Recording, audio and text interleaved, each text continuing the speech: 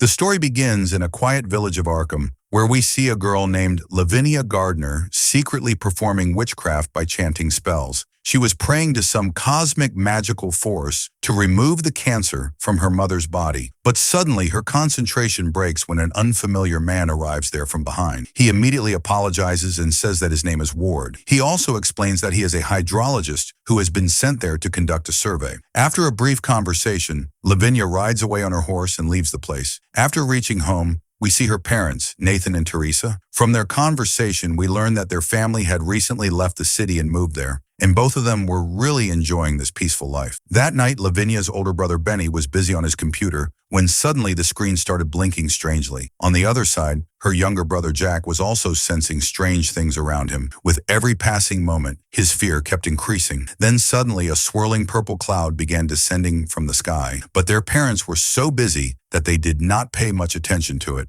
Now Jack slowly and fearfully stepped out of his room, and the moment he came outside, his eyes fell on their dog Sam, who somehow suddenly looked far more dangerous than before. Then within moments, that strange light started spreading rapidly across the entire area. Everywhere was filled with a blinding glow. Suddenly, a massive explosion occurred. At that exact moment, Jack screamed loudly in fear, and his scream woke up the entire family. Everyone immediately ran outside, but the moment they saw the scene outside, they were completely shocked. They saw a glowing stone embedded in the middle of the ground, and a very strange and foul smell was coming from it. But the real fear began when they looked at Jack. He was completely silent, as if he still had not recovered from the shock. The next morning, the mayor and the sheriff arrived there to investigate the stone. They noticed that the stone was still hot, but despite many attempts, nobody could understand what it actually was. After some time, Ward also arrived there. According to him, it could be a meteorite. He explained that such stones usually break apart after hitting the ground, although it is not necessary every time. Then a worried Nathan asked the mayor, "Can I take my son to the hospital?" But the mayor coldly replied, "There are not many options in this area. You city people should have sold this place the first chance you got." After a while, Ward asked if anyone else lived on this land. Nathan replied that a man named Ezra did live there, but talking to him was almost impossible. After this, Benny took Ward to Ezra's cabin. But surprisingly, it seemed as if the old man already knew about Ward beforehand. Without asking anything, he invited both of them inside. There, Ward met Ezra's cat. Then when Ezra offered him water to drink, Ward felt that there was something strange about it. That is why he refused to drink it and said that he would test it first. Suddenly, a terrifying storm began outside, and the moment Lavinia saw the lightning flashing, she curiously ran outside. Nathan tried to bring her back inside, but at that very moment, both of them saw lightning striking directly onto the meteorite, and with every strike, it started glowing even brighter. Meanwhile, Ward was checking the water with a testing strip, and within seconds, the strip turned deep purple. The next morning, Nathan and Teresa discovered that the meteorite had disappeared from its place. Seeing this shocked both of them. At the same time, they noticed a beautiful flower blooming near the well, as if something had changed there overnight.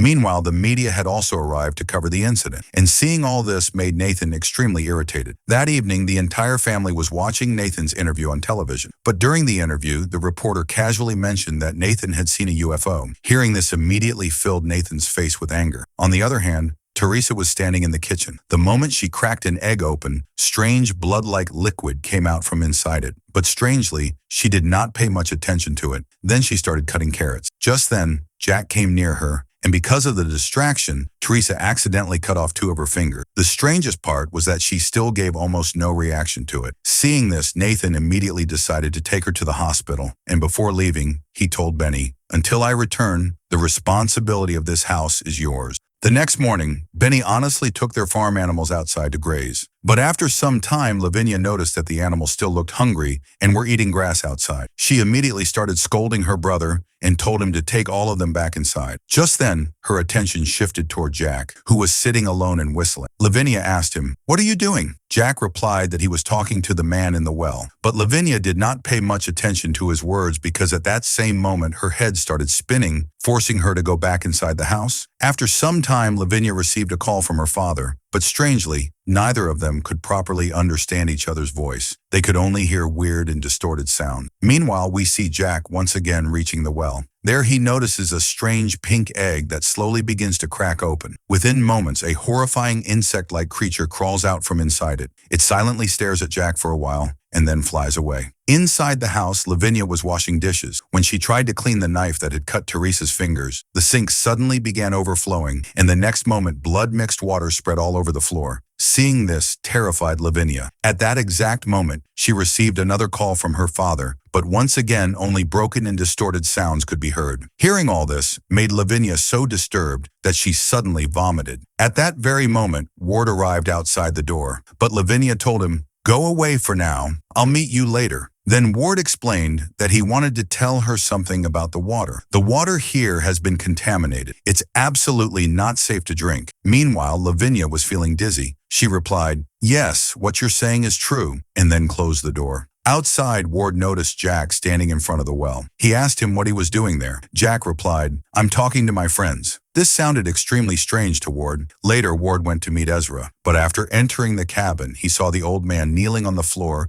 as if he were trying to listen to some sound coming from beneath the ground. Then Ward asked him where his cat was. Ezra replied that ever since these strange events had started, he had not seen the cat. Ward warned him as well to stay away from the water, but without saying anything, Ezra handed him a headset and told him to carefully listen to the sounds coming from underground. In reality, Ezra believed that aliens had arrived there along with the meteorite. However, Ward assumed it was probably just some underground disturbance. That is why he promised that the next day he would bring his devices there and properly investigate everything. Along with that, he also told Ezra to drink only bottled water. Sometime later, Nathan and Teresa were returning home from the hospital. Nathan tried comforting her by saying that the surgery had gone perfectly fine, and that was the most important thing right now. But tension was still clearly visible on Teresa's face. She immediately wanted to call home and check on the children, but nobody answered the call. Meanwhile, Jack was still sitting near the well. Suddenly, Sam also came near him, and the very next moment, a bright light covered the entire area. Then Sam suddenly became aggressive and charged toward the light while barking loudly, whereas Jack simply stared at everything silently. Inside the house, Lavinia entered Benny's room. There, his computer was glitching in a very strange way. At the same time, mysterious voices were echoing through the air,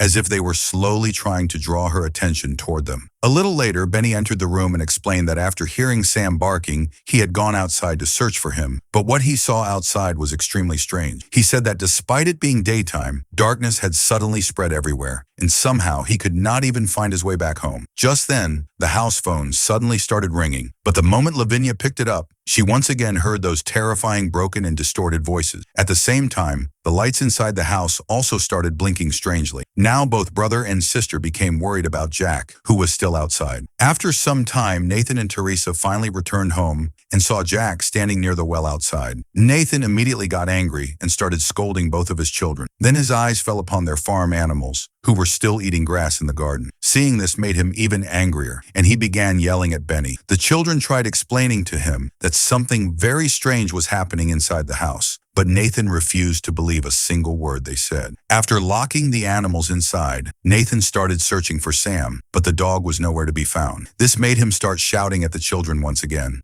Lavinia tried explaining to him that all of this was happening because of some strange force, but Nathan assumed the children were simply making excuses, so he ignored them and went back inside. The next morning, Nathan discovered that his crops had fully grown almost an entire month earlier than expected, which shocked him greatly. On the other hand, Teresa was trying to talk with one of her clients, but the connection was so terrible that she became extremely frustrated. In anger, she went to complain to her husband and told him to do something about the internet. But at that moment, Nathan was busy tasting the tomatoes. However, the moment he ate them, his face suddenly changed. All the tomatoes tasted absolutely horrible. Furious, he started throwing them one by one into the trash can. A little later, frustrated and hopeless, he sat down on the sofa and began drinking alcohol. But he also added ice into the drink that had been made from the same contaminated water. Meanwhile, on television, the mayor was talking about the town's biggest construction project, a new water reservoir plant. During this moment, Nathan looked at his own hands and noticed that his skin had become strangely dry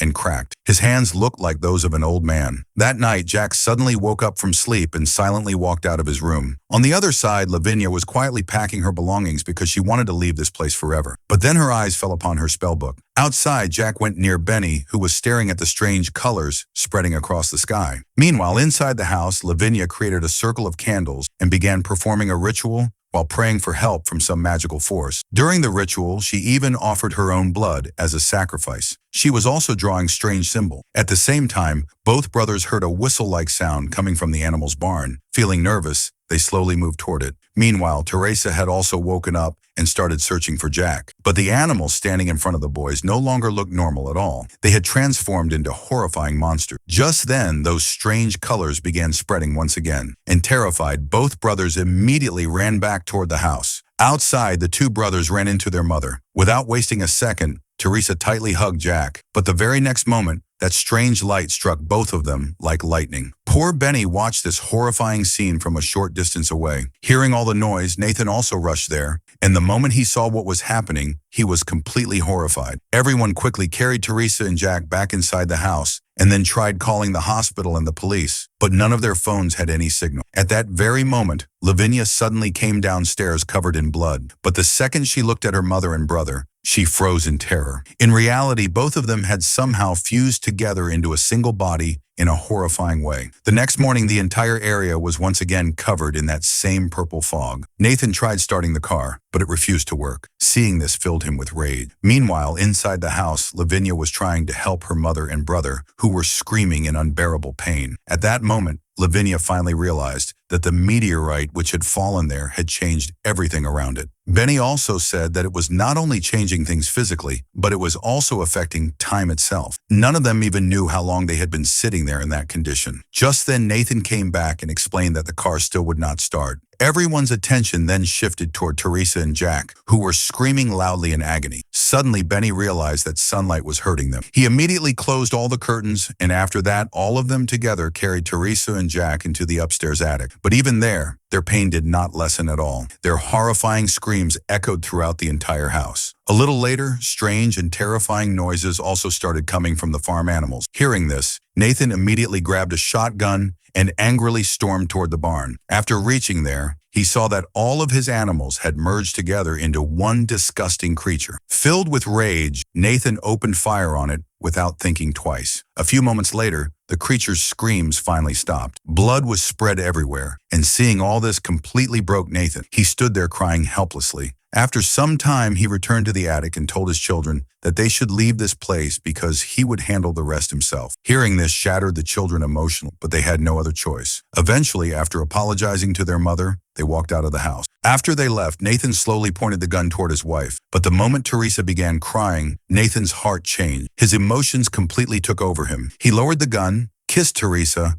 and promised that he would return with help. After this, the scene shifts to the town, where Ward had come to meet the mayor. He warned her about the water, but the mayor refused to listen to him. According to her, the construction of the new water reservoir would continue no matter what. While leaving the building, Ward met the sheriff. The sheriff showed him something that had been found on the Gardner family's property. The moment Ward saw it, he was horrified. In reality, it was a disgusting creature made from the fused bodies of several animals. At that moment, Ward realized that something extremely dangerous was happening to the Gardner family. Meanwhile, Lavinia and Benny tried to escape on horseback in search of help. But suddenly the horse got frightened, threw them off, and ran away. Just then, Benny heard a voice coming from the direction of the well, and he thought it might be Sam calling for help. Without thinking, he immediately ran toward the well. Lavinia desperately tried to stop him, but Benny refused to listen. Eventually, he climbed directly down into the well. But in reality, it was a trap. The very next moment, that strange color emerged from inside the well and swallowed Benny into itself. After that, it dragged him deep into the darkness below. Watching her brother die right before her eyes completely shattered Lavinia. At that same moment, her father arrived there. Nathan angrily scolded her for trying to run away alone. By this point, he was already mentally broken because of everything happening around him. In his rage, he locked Lavinia inside the attic together with Teresa and Jack. No matter how much she begged him, he refused to let her out. His actions made it clear that Nathan was slowly losing his sanity. It felt as though he no longer had control over his own mind and body. Meanwhile, inside the attic, Lavinia's condition kept worsening. Her mother had now fully transformed into a horrifying monster that spoke in a disgusting voice. A little later, when Ward and the sheriff finally arrived at the house, Nathan welcomed them inside in a completely normal manner. But both of them quickly noticed the strange marks covering Nathan's hands. When they asked where the rest of the family was, Nathan pointed toward the empty living room and calmly replied, "They're all right here." Meanwhile, inside the attic, the monster suddenly attacked Lavinia. The creature kept saying, "I'm very hungry," while a terrified Lavinia begged it to stay away from her. Soon her screams echoed downstairs,